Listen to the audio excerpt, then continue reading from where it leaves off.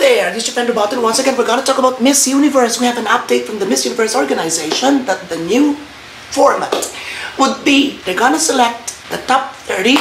We have 4 continental queens, we have 1 fan vote winner, and we have the usual top 5. Do you agree or disagree? Or should I say, do you like it or not? Okay, so it's final. And just to confirm, basahin natin, top 25 from the judges. We have 4 continental queens. We have 1 fan vote. We have top 12.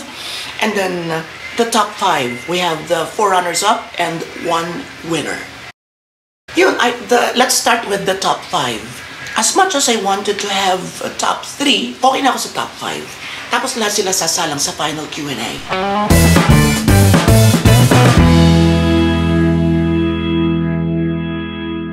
Diba? So mas malaking opportunity in case our bets or in case our favorite joined the top 5 grand finalists. For the top 30, of course, who wouldn't welcome such an improvement from the past years? Mas maganda syempre ito cause mas maraming deserving na makakapasok, mas malamang na makapasok si Chelsea. Kung mahigpitan man labanan, mas nag-less yung nervyos, nag-less yung tension, nag-less yung worries that Chelsea might not make it. Of course, personally, I would say she has a strong chance of making it through the first elimination round, the semi-final round, with such class, elegance, and uniqueness that our representative has.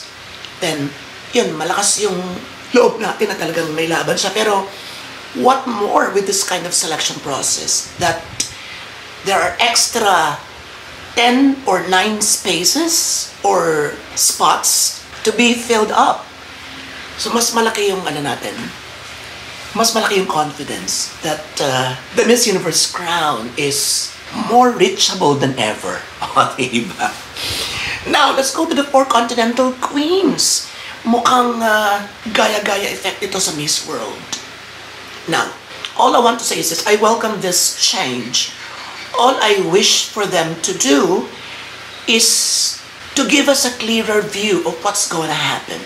If I would be asked, my personal opinion on what to do with this, is sana, which is basically true naman, na talagang kukunin mo na lang yung 4 continental queens. Hindi ba maingay yung fan? Kukunin mo na nila yung 4 continental queens. Teka, i-off ko na lang para ma-sure na magkakarinigan tayo. Okay. So yung 4 continental queens ay kasama sa top 30. Pag kasama ka na doon sa 4 continental queens, ay automatic pasok ka sa top 30. Kagaya rin ng fan vote winner. So walang question there. The question is, how do they select the 4 continental queens? If the continental queen from Asia is, for example, Vietnam, and then Vietnam didn't make it to the top 12, while the other Asian candidates made it through, considering that she was already the queen of all the Asian candidates. So there would be, more allegations of raking, more questions would pop out, yun. So they should really study it carefully because Miss Universe is Miss Universe, the biggest pageant in the whole universe. So hindi maiiwasan talaga yun na mas maraming kumwestiyon kapag, for example, ngayong Vietnam na Queen of Continental Asia or Continental Queen Asia ay hindi makapasok sa top 12. Now, kung selection nila ay based on intelligence, the closed-door interview, then medyo okay. Diba? Because nobody saw it. Nobody saw their actual performance, kundi yung mga judges lang. Or those people within the 4 corners of that interview room. Pero kung ang pagbabasihan ay yung preliminary competition, the swimsuit and the gown, for sure it's 99.9% na yung performance mo sa preliminary, sa swimsuit display or swimsuit execution would be almost the same sa magiging performance mo sa top 30 swimsuit round. Eh kung yung Vietnam ang galing sa swimsuit, ang Philippines ang galing sa swimsuit din, ang Thai ang galing din sa swimsuit, Thailand, pare-pareho lang halos, walang tulak kabigin or maybe nakalamang pa ng konti yung Vietnam na Continental Queen. Tapos hindi siya makakapasok sa top 12 with that crown already. With that evidence or proof that you have already led all the Asian candidates. Tapos hindi ka makakapasok. Something like that. You know, correct me if I'm right, this idea is sensible or not. But dun lang ako, they have to orient all of us on what they are planning to do with it. Para hindi na dumating dun sa punto na meron naman bangayan, you know, batuhan ng kung anek-anek, and so on and so forth. If I were them, they just select the top 30 or top 29 plus one fan vote winner. And then pagdating ng top 30, or pagdating ng final round, yung the crowning moment, yung second to the Asian who made it, sa kanya ibigay yung Continental Queen, who you know, those candidates who wouldn't make the top 5. For example, Philippines made the top 5. So yung, for example, second-ranked Asian na wala sa top 5, for example, tatlong Asians na nakapasok sa top 5, ay di yung pang 4th, yun ang gawing Continental Queen ng Asia. Para maiwasan yun. Pwede naman, di ba? What do you think? If you have any idea about it, what should be the better thing to do? Na pwede natin i-suggest, or sana feel natin mas maganda, na sana pakinggan ng Miss Universe Organization, i-comment nyo lang sa baba. And then babasahin natin later. Para sa ating next vlog, okay? Yun, for me that's better. Personally.